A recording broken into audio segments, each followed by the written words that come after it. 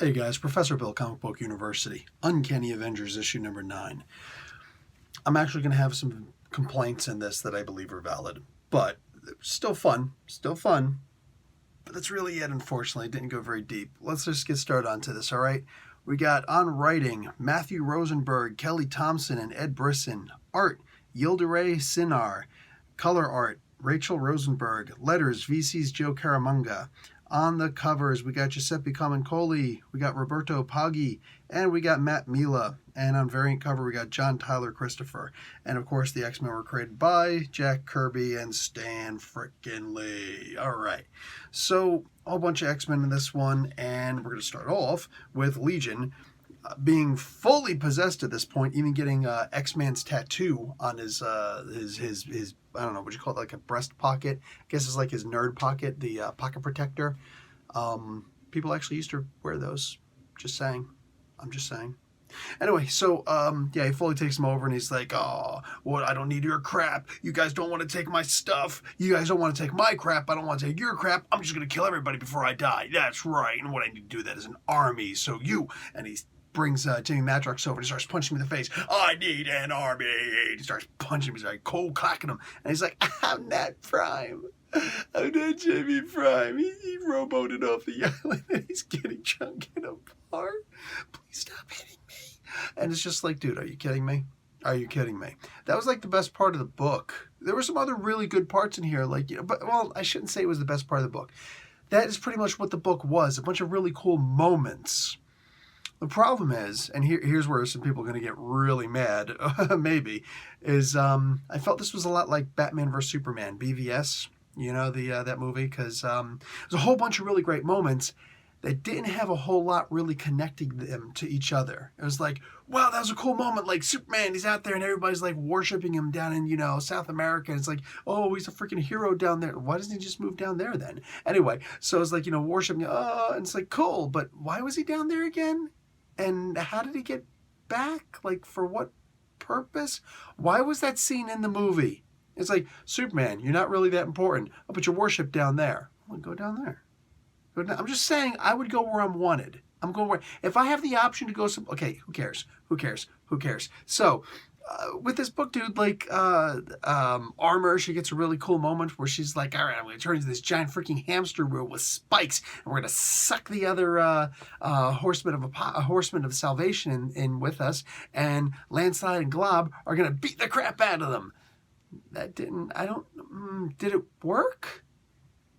Because I don't really know. It's like, Jean Grey's like, we need a distraction. We'll do it. Well, I don't know if that's a good idea. You shut up and just take the option? Okay, fine, but be careful. Yeah, I think careful's off the table. Really cool stuff. And it's like, also, she sucks them in like a big freaking hamster wheel vacuum cleaner, and everybody's like, bah, bah, bah, bah, but they're getting overwhelmed, and she starts getting choked out. And like, all right, now we're going to go out there and kick somebody again.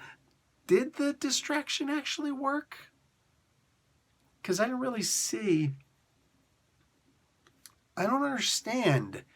Weren't there people already beating up on these guys? Sorry, in the previous issue, the Horsemen of Salvation had one panel each. That's it. And in this one, it's like they get put in a hamster wheel. Why do we even have the Horsemen of Salvation? Why are they even a thing? These characters mean absolutely nothing. I honestly looked, I was like, oh, they're actually going to do something cool with Blob. No, they gave him a different costume. I can't even say it was a great costume. Yildiray Sinar did an awesome job in the art in this, which he usually does. I mean, like, there are scenes like this, where Jean, here's another cool scene, but it's mostly the art than anything else. Jean goes and calls all of the X-Men ever, which I hate to say this, but did anybody read X-Men Red issue number 11, where Tom Taylor was like, she's not just going to call all the other X-Men, she's going to call everybody. Avengers, Champions, your mom. I mean, like, she called everybody. And here it's just like, I'm going to call all the X-Men. Why don't you call everybody?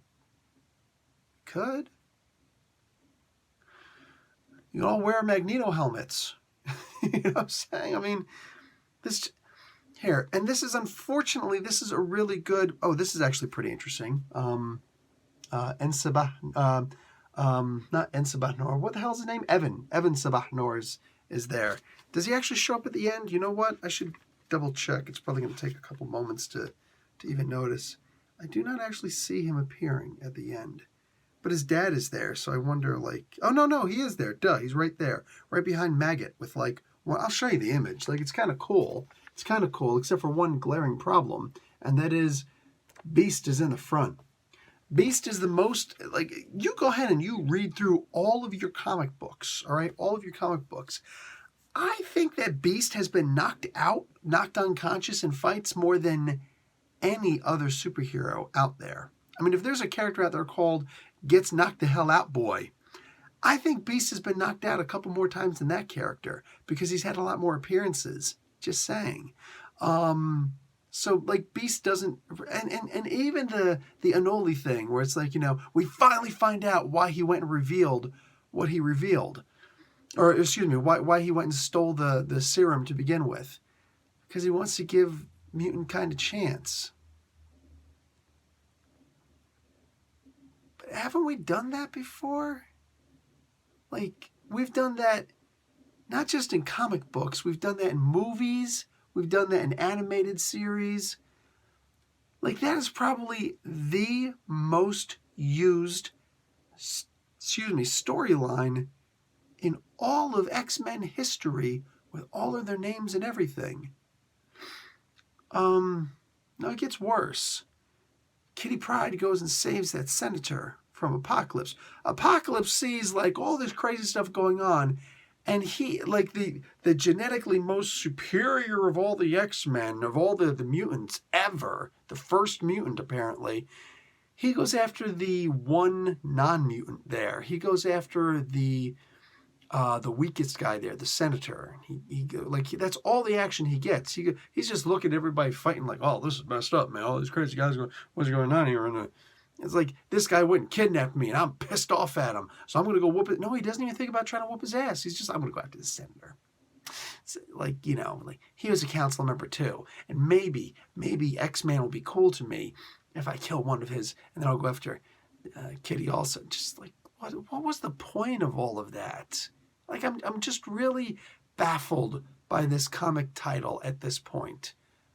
The weekly comic thing is wasted on this because we waited 9 issues to find out who stole the serum and why, and I could have guessed it by accident in my sleep. I was really hoping for something where I'm like, you know, oh, wow, I didn't see that coming. Nope, I got nothing. It was like the ugly mutant, sorry, I'm body shaming. The ugly mutant goes and steals the serum so that mutants who look like him could have a chance to not have to look like him anymore. Yeah, I think that idea comes out like once a year. You know what I'm saying? Oh, man, it's definitely once a run. Can't hardly argue with me on that one.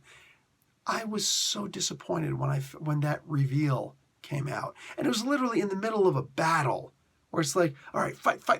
What the frick is that? Okay, well, we're going to find out what happened. Oh, really?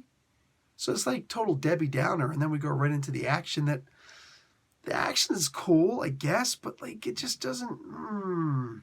Kitty Pryde goes and saves the senator. What does she say? You know, he's like, after all the things that I said, why would you save me? Because that's what we do. We save everybody. As she goes walking away. I'm surprised there wasn't an explosion in the background that she was walking away from too. That's how damn tropey this comic book is. I am massively disappointed in how utterly boring the Uncanny X-Men title is. And this is what I'm talking about, guys. And like, this isn't meant to disrespect anybody, all right? When everybody's sitting there saying, Professor, how excited are you for the Uncanny X-Men? Oh my God, the Uncanny X-Men. Okay, it's another comic book. I will judge it on its own merit, not the merit of its title, not the merit on anything else, not even I was more excited. I'm like, wow, you got Rosenberg and Thompson and Brisson on this? It could be pretty good. No.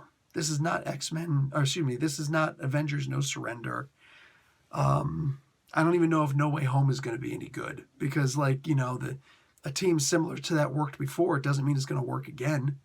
And now this team, it's just not working.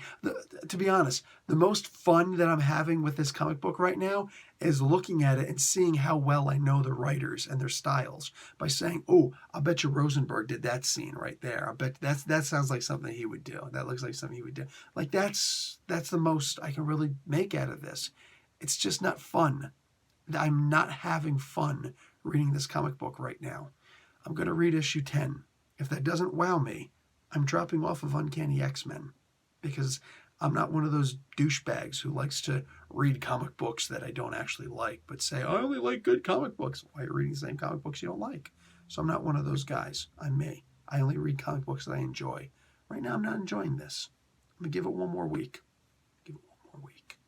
All right, guys. Voice is almost depleted. Professor Bill, Comic Book University. Class dismissed.